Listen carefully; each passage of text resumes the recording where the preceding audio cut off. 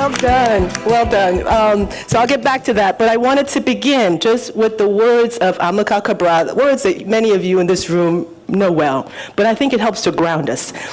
He wrote, "Always bear in mind that the people fighting for ideas, for things in anyone's head, they are fighting to win material benefits, to live better in peace, to see their lives go forward, to guarantee the future of their children."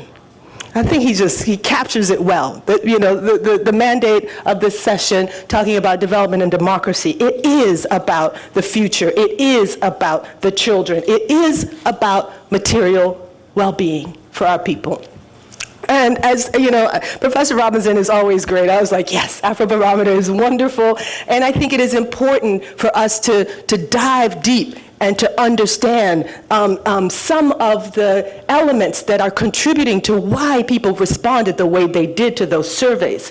And I think clearly we are at a stage where Africa, I do believe, and maybe I am too optimistic, but I do feel it is rising. You have over 1 million people standing up to say, this is our century. We have had enough of being dictated to in the decades past, and we are claiming the helm. We are claiming our collective vision as a continent, as a people, and we're going to move forward. So the African Union laying out a 50-year plan, 2063, was phenomenal because it sets the stage for claiming our agency as a people. And I think it is important that that is taking place. And there is incredible growth. If you look at just the numbers, it's undeniable. Ambassador Ali already said it. 7 of the top 10 growing economies in the world are where?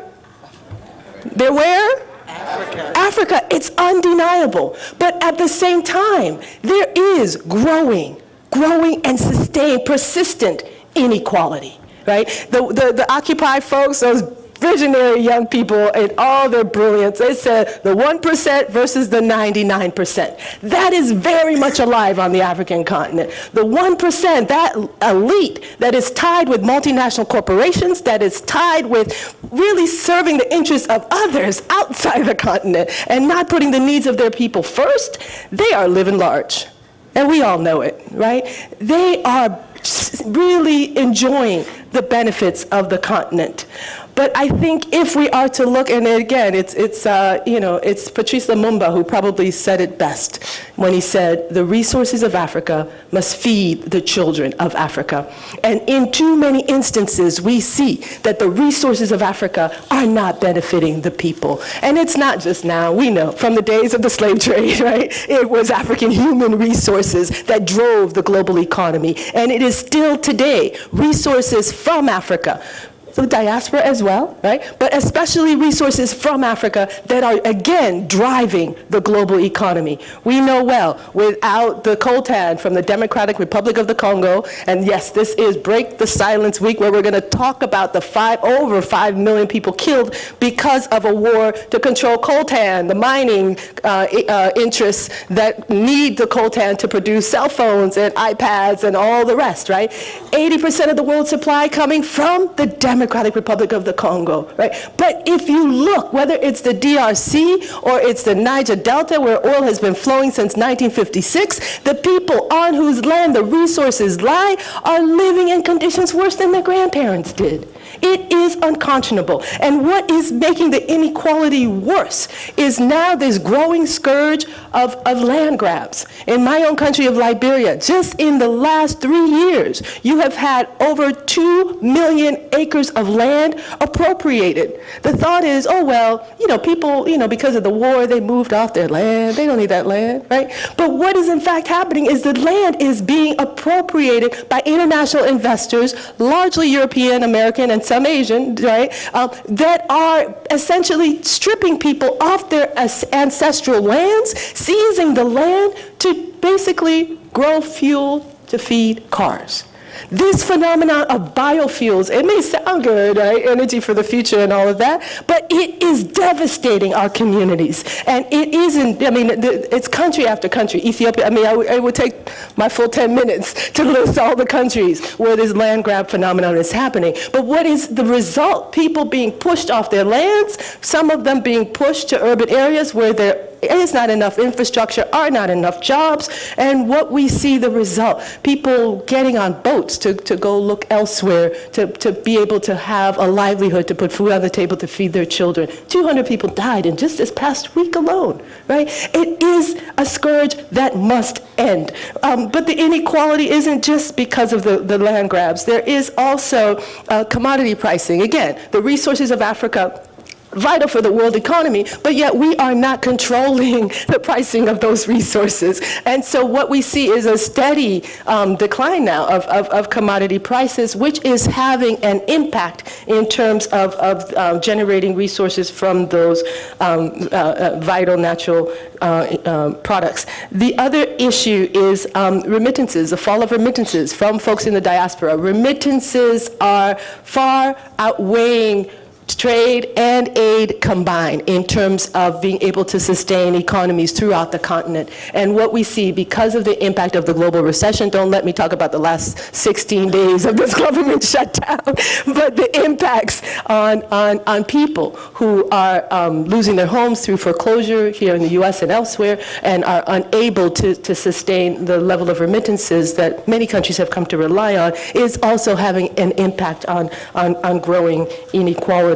And I think it is important to also, because, you know, Cape Verde is our best, is one of our most critical examples. But there are so many examples that global warming, climate change is already having disastrous impacts in Africa. Rising sea levels. I mean, again, I talk too much about Liberia.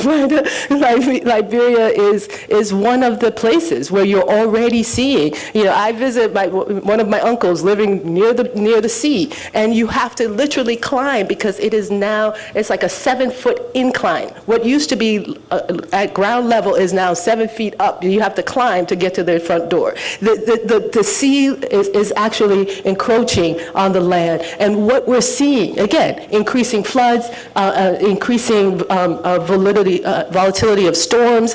It is not something into the future, right? You know, when people talk about Hurricane Sandy in New York, some of those experiences are happening now. And it's Africa, it's the Caribbean, we are already at the epicenter. So there will already be greater push to the margins from people who were already at the margins. And I think we have to acknowledge that. And then the third area that is increasing the instability and the inequality is the push towards militarism. And here in Washington, we probably, you know, it's the belly of the beast, fortunately for that, right? But increasingly seeing a world of us versus them, of Christian versus Muslim, of you know, terrorists. I think it is undermining stability and creating both economic and really kind of chaotic conditions for people throughout the continent. So I think it is critical for us, when we think about democracy, when we think about development, to understand that a push towards seeing the world where all are terrorists is creating a push where we're sending, U.S. is already the largest manufacturer of arms in the world, you know, and we are steadily, as a country, sending more weapons into Africa. I always say, you know, we don't make the weapons in East Africa or Central or West, right? But yet, what you see is a thriving arms industry that has done well and continues to create a world where military weapons, private military contractors, increased use of drones is devastating communities throughout the continent and undermining democracy throughout the continent. So I think, you know, what is needed, I know time is short, but what is needed, I have to say, at the Institute for Policy Studies, James Early, we are honored to have on our board, and we celebrated the 50th anniversary of IPS last weekend. We had the phenomenal Harry Belafonte with us, and he said it best. He said, be radical. Be radical, right? I know that those of you, as I see you all around this table, it's not a message unfamiliar to you, right? It's almost like a mantra that has guided your lives. But I think it's important for us at this point in time to keep that in mind. Be radical. We need radical ideas. Reparations, absolutely. How do we get it done? How do we work both with the African Union and CARICOM to make sure that this is our #1 agenda? And that we get it done using government, social movements, people's power, right? To make sure that it's not just an idea, but it becomes an actionable idea, something that we get done. We need also new institutions. I applaud our colleagues in Latin America and all they've done to create a Bank of the South, saying, we don't want the World Bank, we don't want the IMF. They have destroyed our democracy because we are answering more to the international financial institutions than the needs of our own people. So they created a Bank of the South. Can we envision, right, as we think boldly, as we be radical, can we envision new economic instruments using the strength of our diaspora, right, to set up alternative financial systems, alternative financial institutions that will bring development? And I have to say, sometimes we think big, and we need to think big, but it's also important to recognize some of the small actions. We hosted an incredible organization from the Democratic Republic of the Congo just this week, and I can talk about them forever, but the main thing is, what they said is, we don't want money from the outside. Right? Whether it's private military contractors or sometimes development and humanitarian workers, they have caused too much meddling in the Eastern Congo. And so what they did was they essentially said, we're going to look to ourselves, and that's why I applaud President Perez's comment of self-determination, because it was a moment of self-determination. They said, we will collect resources, small amounts, from all of us in our community. And it was 100 Congolese francs, which is the equivalent of like 10 cents, right? But each person giving 100 Congolese francs together created an incredible force. They are able to finance their own education programs, they're financing development programs, they're financing environmental sustainability programs on their own. They actually have rejected money from external actors and basically said, no, thank you. You have your own agenda, we have ours. Right? And it is those types of examples that I think need to be amplified and replicated, because we are doing it. People are not standing, sorry, time is up, but people are not standing by idly. We are agents of change. I just, before I end, want to say that change will only happen, and we see it already happening with young people. They are phenomenal throughout the continent. It is not only Tunisia and Egypt, but the wonderful book by Firoz Manji talked about 21 African countries in this past 2.5 years where uprisings have taken place. Young people, opposition leaders, trade unionists taking the lead. And the other piece is technology. We are on the continent, it's amazing. The cell phone technology, but really the software engineers. We were also honored to have at the IPS 50th, one of the leading, ThinkWorks. They have so many different names now, Groundworks, but it's basically software engineers that are deeply Pan-Africanists and are looking to the interests, the needs, the future of the continent to create new ideas, to create new platforms. So I think we have to hold up young people, hold up the technology, work together, but be radical and have love in our hearts. So I will end there. Thank you very much.